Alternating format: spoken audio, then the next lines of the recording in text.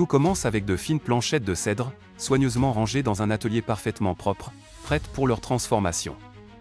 Chaque planchette est découpée en longueur régulière, offrant une base idéale pour accueillir la mine. Des rainures parfaitement droites sont ensuite creusées, car c'est ici que se logera la future mine. Dans un autre atelier, un mélange de graphite et d'argile est extrudé pour former la mine, fine, régulière et parfaitement calibrée. Les mines sont déposées sur des supports métalliques puis séchées lentement, afin de rester solides et droites.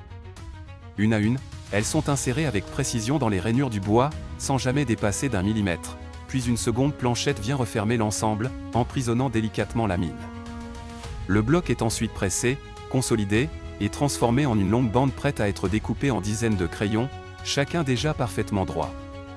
Ces crayons passent ensuite dans une machine qui leur donne leur forme hexagonale iconique, avant d'être soigneusement poncés pour obtenir une surface douce et agréable au toucher. Une première couche de peinture uniforme recouvre le bois, lui donnant son identité visuelle, puis les crayons avancent dans un long tunnel de séchage où la couleur se fixe durablement. Une couche de vernis brillant est appliquée ensuite, protégeant la peinture et donnant un aspect soigné et impeccable. Sur chaque crayon, un marquage doré ou blanc est apposé pour identifier la marque et la dureté de la mine, avant qu'une machine ne taille la pointe avec précision, révélant la mine et formant le classique cône de graphite.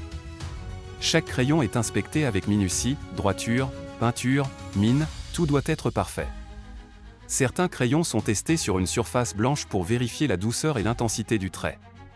Enfin, les crayons sont regroupés par couleur ou par dureté et glissés dans des boîtes impeccablement pliées, prêtes à être emballées pour leur expédition, afin de voyager jusqu'au bureau, école et atelier du monde entier.